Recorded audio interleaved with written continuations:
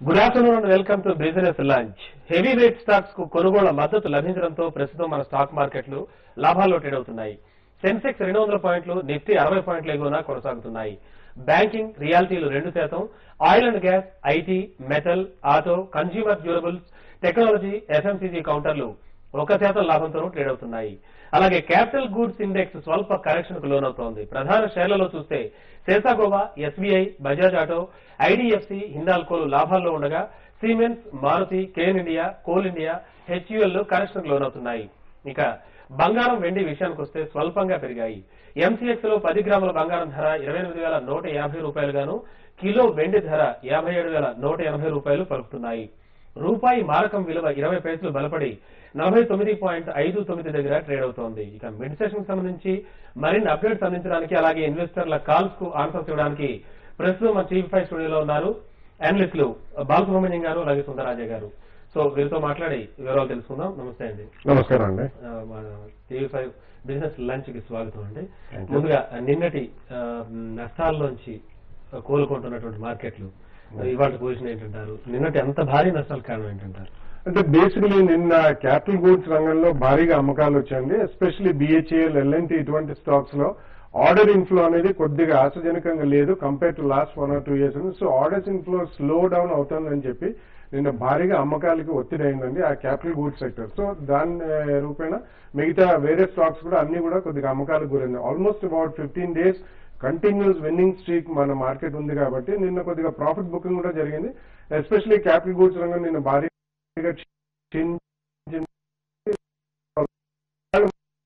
ఎందుకంటే కొంచెం defensive sectors లో స్వల్పంగా బ్యాంకింగ్ స్టాక్స్, ఫార్మస్యూటికల్ స్టాక్స్ ఇటువంటి కొద్దిగా గ్రీన్ లో ఉన్నాయి. సో ఓవరాల్ గా నిన్నటి అమ్మకాల ఒత్తిడిని తట్టుకుని ఈ రోజు కొంచెం value based buying front line stocks లో జరుగుతుందనే చెప్పచ్చు. రాజా గారు, ముఖ్యంగా చూస్తే టెక్నికల్ గా ఏ సెక్టర్స్ ప్రాబ్లం వల్ల ఇలా జరిగిందంటారు? బ్యాంకింగ్ స్టాక్స్ ఒక్కడే కొంచెం చాలా స్ట్రాంగ్ గా కనిపిస్తుంది. మిగతా అన్నిట్లోనూ ఒక మైనర్ అప్ ట్రెండ్, ఒక కరెక్షన్ దిశగా వెళ్లే అవకాశం కనిపిస్తుంది. బట్ ఏదైనా సరే మార్కెట్ లాస్ట్ 15 days చూసిన అప్ ట్రెండ్ కి ఇక్కడ కొంచెం బ్రేక్ పడే అవకాశం కనిపిస్తుంది. అంటే ఇక్కడ నుంచి ఇమీడియట్ గా బేరిష్ గా ఉండకపోవచ్చు, ఇమీడియట్ గా బుల్లిష్ ఉండకపోవచ్చు. మార్కెట్ ఈ లెవెల్లో కొంచెం కన్సాలిడేషన్ అవుతుంది. స్లైట్ గా ఒక మైనర్ కరెక్షన్ తోటి 5,000 స్థాయిని టెస్ట్ చేసే అవకాశం కనిపిస్తుంది. అలాగే లాస్ట్ హాఫ్ అన్ అవర్ లో కూడా యూరోపియన్ మార్కెట్స్ అన్ని కొంచెం తర్వాత సెకండ్ సెషన్ లో కొంచెం వీక్ అవడంతో మన మార్కెట్ కూడా కొంచెం వీక్నెస్, మైనర్ కరెక్షన్ చూస్తున్నాం. మార్కెట్ క్లోజింగ్ కి 5160 పైన ఉందంటే కనుక మళ్ళీ రేపు 5200 టెస్ట్ చేసే అవకాశం ఉంది.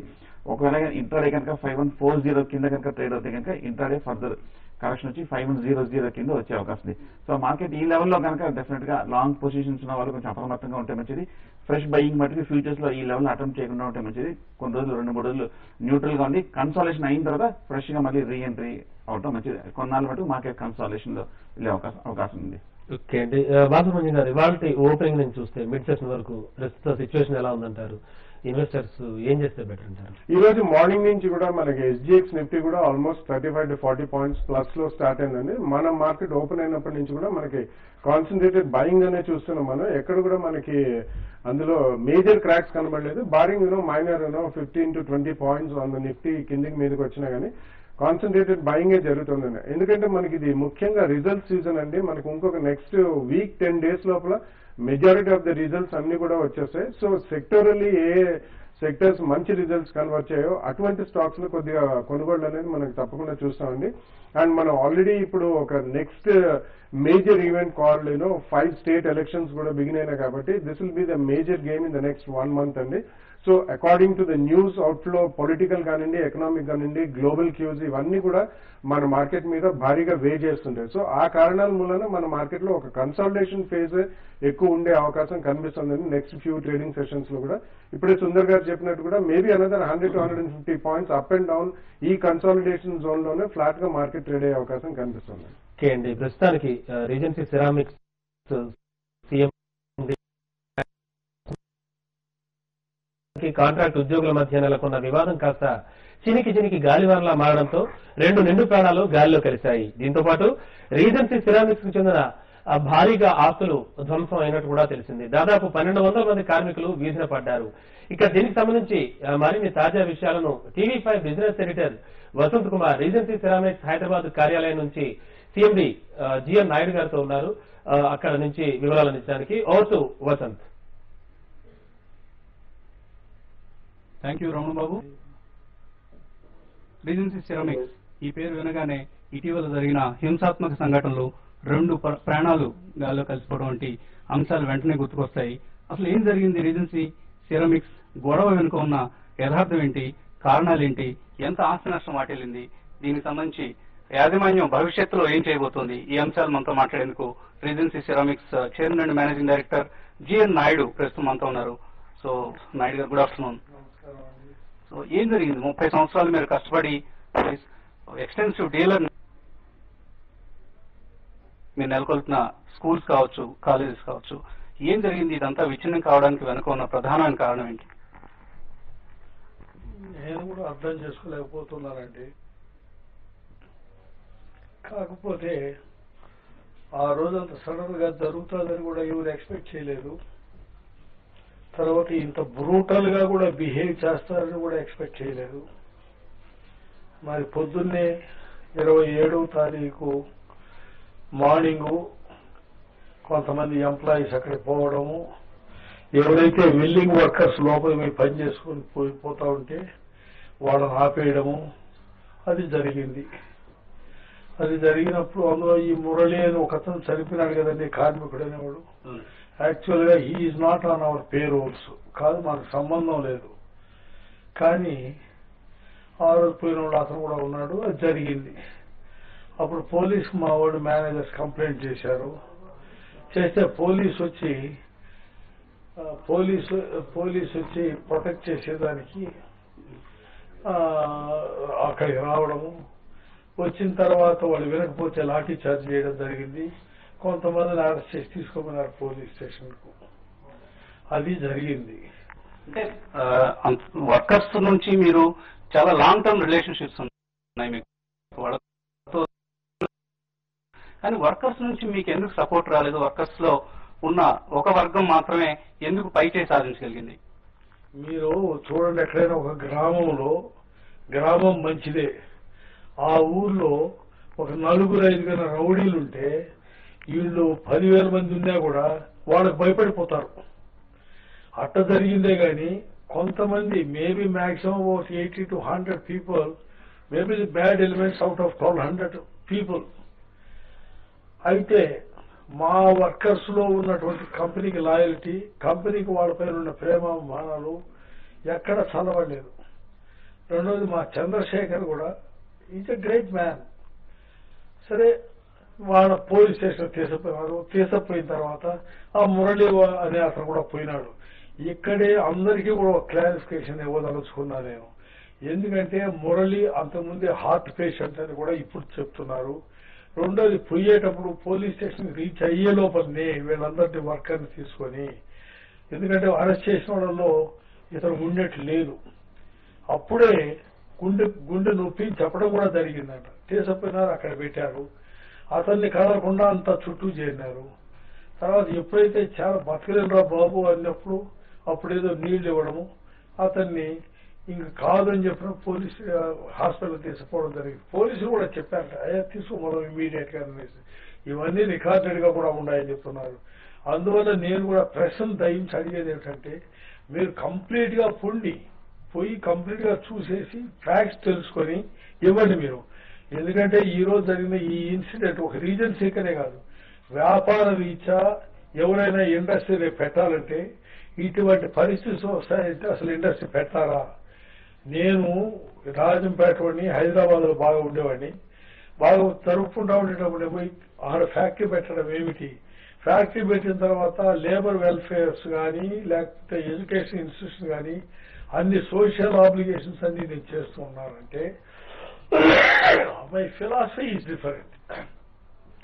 అందులో మా చంద్రశేఖర్ కూడా ఈజ్ ఎ గ్రేట్ హ్యుమానిటేరియన్. అంత మానవత్వం గల మనిషి మీరు ఎక్కడా దొరకరు మీకు ప్రపంచంలో. అటువంటి మహానుభావుడు ఆయన.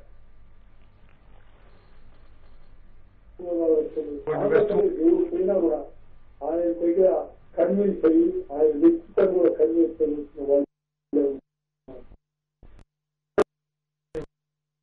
ఒక దురదృష్టకరమైన సంఘటన జరిగింది. ఇటు యాజమాన్యం వైపు నుంచి ఒకరు, అలాగే కార్మికుల వైపు నుంచి ఒకరు మరణించడం అనేది చాలా దురదృష్టకరమైన సంఘటన. కానీ భవిష్యత్ ఏంటి? కంపెనీ అఫ్ కోర్స్ ఇన్సూరెన్స్ మీరు చేస్తుంటారు, డబ్బు బహుశా వెనక్కి వస్తుంది. వచ్చిన డబ్బుతో తిరిగి కంపెనీని మళ్ళీ బిల్డ్ చేసే ప్రయత్నాలు ఎప్పుడు ప్రారంభించబోతున్నారు?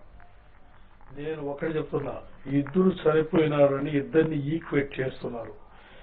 ఇద్దరు చనిపోయింది డిఫరెంట్ సిచ్యువేషన్స్.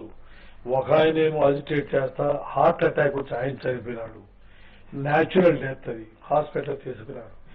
ఇంకొక ఆయన్ను వర్కర్స్ అయితేనేమి గూండాలు అయితేనేమి ఇంటి పైన పడి తలుపులు పగలగొట్టి పైకి పోయేటప్పుడే ఒక పెద్ద రాయి తల పగలగొట్టాలని రాడ్స్ కర్రలు ఎత్తుకుపోయి కొట్టడం అనేది ఎంత దారుణం అనేది చూడండి మీరు. ఒక వ్యక్తి, ఒక పీస్ లవింగ్ ఫెలో, శాంతిని కోరే వ్యక్తిని అలా తీసేసి మీరు ఫిజికల్ గా, ఎందుకంటే ఆయన వైఫ్ కూడా ఇంకొక రూమ్ లో కూడా ఉండింది, ఆ అమ్మాయి చెప్తా ఉంటే ఎంత ఘోరంగా ఉందో. కొట్టేటప్పుడు తల పగలగొట్టాడు, చేతులు పెట్టారో ఏమో, చేతులు పగలగొట్టారు, కాళ్ళు ఎరగొట్టారు. అది అవసరమా అండి? అదే కనుక ఒక వాళ్ళ మేనేజ్మెంటే కనుక వర్కర్ చేసి ఉండేట్టే ఏమై ఉండేదండి? We are all peace loving people. ఎప్పుడైనా ఎవరిపైనా ఒక దుర్భాషలు ఆడి కానీ ఇంకోటి కానీ చేసినామండి. But everybody knows that I'm a disciplinarian. క్రమశిక్షణలో ఎక్కడా కాంప్రమైజ్ కాదని తెలుసు. అది మా చంద్రశేఖర్ కూడా. కాబట్టి మీరు దయవుంచి నేను మీకు చెప్పేది ఏమిటంటే, ఇద్దరు చనిపోయినారంటే ఎటువంటి సిచ్యువేషన్ లో ఇద్దరు చనిపోయినారనే మీరు తీసుకోండి. మీరు కార్మికులు అని చెప్తున్నారు.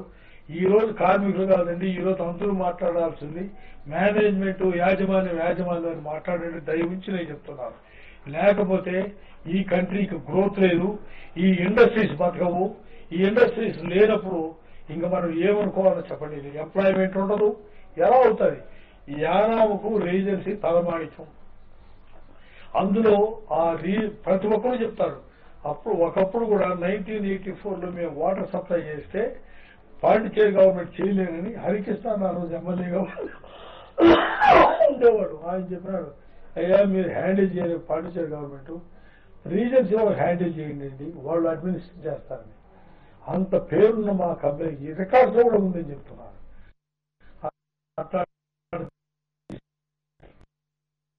సో మీ కృషిని అందరూ అభినందించాల్సిందే. అయితే భవిష్యత్ ఏంటి? కంపెనీ ఉద్యోగుల పరిస్థితి ఏం కాబోతుంది? అలాగే మీ స్కూల్స్ ఉన్నాయి, కాలేజెస్ ఉన్నాయి, ఆ స్కూళ్లు కాలేజీలను రీఓపెన్ చేసి విద్యార్థుల భవిష్యత్తును కాపాడాల్సిన బాధ్యత కూడా మీ మీద ఉంది.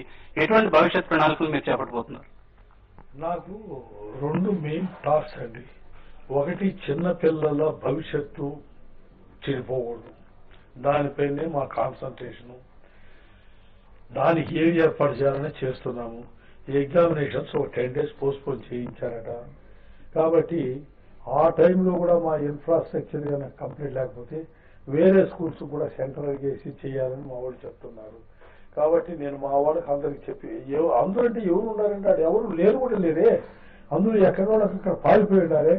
కాకపోతే ఉన్నటువంటి 2-3 వాళ్ళు కూడా ఏం చెప్పారంటే పిల్లల భవిష్యత్తు చూడండి, అది మన మెయిన్ టాస్క్ అని చెప్తున్నాము. అది ఏదో సెటిలైట్ చేయగలం అనేసి అనుకుంటున్నాము. కాకపోతే ఏదైతే మెయిన్ మా ధ్యేయము ఎంప్లాయ్మెంట్ క్రియేట్ చేయాలి, యానాంలో ప్రతి ఇంటికి ఒక ఎంప్లాయ్మెంట్ ఇవ్వాలన్న ధ్యేయంతోనే మేము ఈ ప్లాంట్ స్టార్ట్ చేశామండి. కానీ ఈరోజు మా ధ్యేయం ఏమవుతా ఉందని చూడండి. ఇప్పుడు ఇన్ని రోజులు సాగినాను, ఈ రోజు ఎంప్లాయ్మెంట్ లేకపోతే వాళ్ళు బతకాలండి, ఎలా చేయాలి వాళ్ళ జీవనం? ఇప్పుడు కొంతమంది అంటే ఇప్పుడు ఎంతమంది బయట ఉన్నారని అంటే అండి, వాళ్ళు ఉండాలని కాదు, వాళ్ళకు ఒక వ్యక్తి అంటాడంట, నువ్వు గల ఉద్యోగానికి పోతే నీ భార్య నా దగ్గర వచ్చి పడుకున్నట్టు అంటాడట. అంటే ఇంతకన్నా ఘోరం ఉందండి. ఇటువంటి సంఘటనలు పునరావృతం కాకూడదని మనం ఎవరైనా కోరుకుంటాం. జరిగిన సంఘటన చాలా బాధాకరమైంది. అయితే ఉద్యోగుల భవిష్యత్తు సంబంధించి ఎటువంటి నిర్ణయం తీసుకోబోతున్నారు? ఏం చెప్పగలను నేను, మీరు ఆలోచించండి, ఎలా చెప్పగలను? మాకేం తెలియడం లేదే. ఒక మహా వ్యక్తి అతను పోయినాడు, అతను అన్ని చూసుకునేవాడు. తర్వాత ఓకే మనం చేస్తాము, చెయ్యాలని అంటే ఏముండదు లోపల మనకు తెలియదు. ఇప్పుడు చాలా ఫ్లూయిడ్ స్టేజ్ లో ఉందండి. ఇప్పుడు ఇది ఎట్లా అంటే, అలాగే ప్రతిపక్ష నేత ఆరోపించారు ఇందులో రాజకీయ కారణాలు ఉన్నాయి, ఈ సంఘటన వెనుక రాజకీయ పక్షాలు ఉన్నాయి, రాజకీయ పార్టీలు ఉన్నాయంటూ. మీరు ఎంతవరకు ఏం చూస్తారు దాంతో? ఒకటండి, అక్కడ అందరూ చెప్తున్నారు అది ఉందని. మరి నిన్న ప్రత్యక్ష పార్టీ ఆ పార్టీ వారు కూడా కాదు, అనవసరమైన ఛార్జెస్ ఆయన లెవెల్ చేయడం నాకు తెలుసు, ఎందుకంటే నాకు కూడా అసోసియేషన్ ఉంది. కాబట్టి ఇది సిబిఐ ఎంక్వైరీ చేస్తే గానీ మనం అన్ని బయటికి రావండి. ఎందుకంటే ఒక ఇన్సిడెంట్ చేసేటప్పుడు అన్ని చోట్ల ఆ ఇన్సిడెంట్ ఎలా చేయగలుగుతారు చెప్పండి మీరు? వాళ్ళకి తెలుసు పోలీస్ ఫోర్స్ తక్కువ ఉందని తెలుసు, అందరికీ ప్రొటెక్షన్ ఇవ్వలేదని తెలుసు, అది బట్టే చేశారు. ఒకటి భగవంతుడి వల్ల పిల్లలు ఎవరికి నా కాల, కానీ వాళ్ళ ముందు ఏమిటంటే ఆ బస్సులు అవి ఇవి తగలబెడతా ఉంటే ఆ ఘోరాన్ని చూశారు. దట్ ఇస్ టెండర్ హార్ట్, సుకుమారమైన వాళ్ళు వాళ్ళ పైన ఎంత ఇంపాక్ట్ ఉంటుందనేది కూడా మనం చూడాలి. అంత ఘోరాలు జరిగాయి, పిల్లల బస్సులన్నీ తగలబెట్టేశారు. కాబట్టి నేను ఏమి చెప్పేస్తే యానాం అంటే ఒక మారుమూల ప్రాంతం ఆర్థిక స్వరూపాన్ని మీరు పూర్తిగా మార్చేశారు. అక్కడ రీజెన్సీ సెరామిక్స్ లేకపోతే ఆర్థిక ప్రగతి అనేది లేదు. సో రీజెన్సీ సెరామిక్స్ తిరిగి పునః ప్రారంభం అయితేనే అక్కడ ప్రజలకు ఎంప్లాయ్మెంట్ కావచ్చు, దీని మీద డిపెండ్ అయిన వేలాది మందికి ఆధారం ఏర్పడుతుంది. సో ఆ దిశగా మీరు చర్యలు తీసుకుంటారని ఆశిస్తున్నాం. ఒక చిన్న విషయం నేను చెప్తానండి. ఒక కవి చెప్పినాడు, Yanam use to be agency, it is today regency. ఇది ప్రతి ఒక్క హృదయంలోనూ ఉందండి. రీజెన్సీ లేకుండా ఉంటే యానాం ఏమవుతుంది అనేది అసలు ఎవరు ఆలోచించి చేసుకోలేకపోతున్నారని, అంత దారుణంగా ఉంది మరి కాబట్టి దీన్ని అందరూ కూడా, ప్రతి కార్మికుడు కాదు, మీ ఛానల్స్ అయితేనేమి ప్రతి ప్రజలు కూడా ముక్త కంఠంతో ఖండించాల్సి ఉన్నటువంటి సమయం ఇది. మళ్ళా మాకు ఆ బలాన్ని చేకూర్చి భగవంతుడు, కాకపోతే వాడు పనిచేసే వర్కర్స్ అయితేనేమి మేనేజర్స్ అయితేనేమి ఆ సెక్యూరిటీ కలిగిస్తారు అన్నప్పుడు మనం మళ్ళా పునః ఆలోచన చేయాల్సింది. మీకు నమ్మకం ఉందా అటువంటి ఒక ఇంతకుముందు మీరు ఏదైతే సామ్రాజ్యాన్ని నిర్మించారో అదే సైజ్ లేదా అంతకు రెట్టించిన సైజ్ తో సామ్రాజ్యాన్ని, ఎందుకంటే మీ తర్వాతి తరం కూడా తీసుకెళ్లాల్సిన అవసరం కనిపిస్తుంది ఈ బాధ్యతను, మీకు ఆ నమ్మకం ఉందా? అంటే అండి, పాండిచ్చేరి చీఫ్ మినిస్టర్ కూడా చాలా గొప్ప వ్యక్తి, కాకపోతే వాళ్ళ రిసోర్సెస్ లిమిటెడ్, మరి గవర్నమెంట్ నుంచి ఏమొస్తుంది అనేది నాకు తెలియదు. మరి ఇన్ఫాక్ట్ అట్లా అనుకుంటే సగం మంది ఎంప్లాయీస్ అంతా ఆంధ్ర బార్డర్స్ ఉండేవాళ్ళే ఉన్నారు. సో ప్రభుత్వం నుంచి మీరు ఏం కోరుకుంటున్నారు? ఏమనేది ఇప్పుడు నేను చెప్పలేనండి, ఇప్పుడు చెప్పలేను.